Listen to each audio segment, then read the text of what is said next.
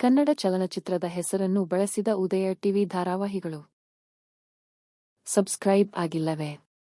ಈಗಲೇ ಸಬ್ಸ್ಕ್ರೈಬ್ ಆಗಿ. 1. ಶಿವರಾಜ್ಕುಮಾರ್ ಅಭಿನಯದ ರಥಸಪ್ತಮಿ ಸಿನಿಮಾದ ಹೆಸರನ್ನು ಉದಯ ಟಿವಿ ಧಾರಾವಾಹಿ ರಥಸಪ್ತಮಿಗೆ ಬಳಸಿದ್ದಾರೆ. 2.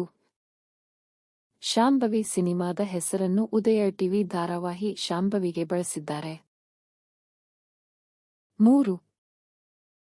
ಮೈನಾ ಸಿನಿಮಾದ ಹೆಸರನ್ನು ಉದಯ ಟಿವಿ ಧಾರಾವಾಹಿ ಮೈನಾಗೆ ಬಳಸಿದ್ದಾರೆ. 4.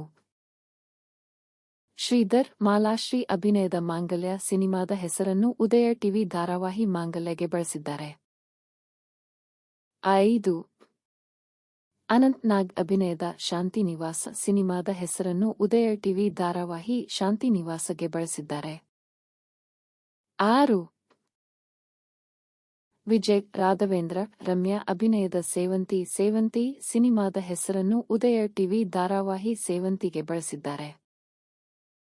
7. ಅನಿಲ್ ಕಪೂರ್ ಅಭಿನಯದ ಪಲ್ಲವಿ ಅನುಪಲ್ಲವಿ ಸಿನಿಮಾದ ಹೆಸರನ್ನು ಉದಯ ಟಿವಿ ಧಾರಾವಾಹಿ ಅನುಪಲ್ಲವಿಗೆ ಬಳಸಿದ್ದಾರೆ.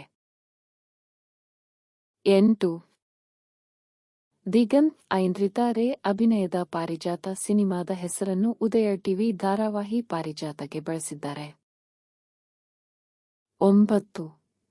ವಿಷ್ಣುವರ್ಧನ್ ಅಭಿನಯದ ಸೂರ್ಯವಂಶ ಸಿನಿಮಾದ ಹೆಸರನ್ನು ಉದಯ ಟಿವಿ ಧಾರಾವಾಹಿ ಸೂರ್ಯವಂಶಗೆ ಬಳಸಿದ್ದಾರೆ. 10.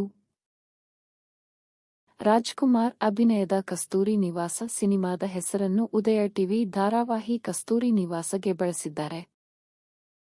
ಈ ವಿಡಿಯೋ ವೀಕ್ಷಿಸಿದ್ದಕ್ಕಾಗಿ ಧನ್ಯವಾದಗಳು. ಸಬ್ಸ್ಕ್ರೈಬ್ ಆಗಿಲ್ಲವೇ?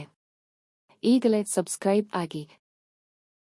ಇನ್ನಷ್ಟು ಆಸಕ್ತಿದಾಯಕ ವಿಡಿಯೋಗಳಿಗಾಗಿ ಈ ಚಾನೆಲ್ ಸಬ್ಸ್ಕ್ರೈಬ್ ಆಗಿ.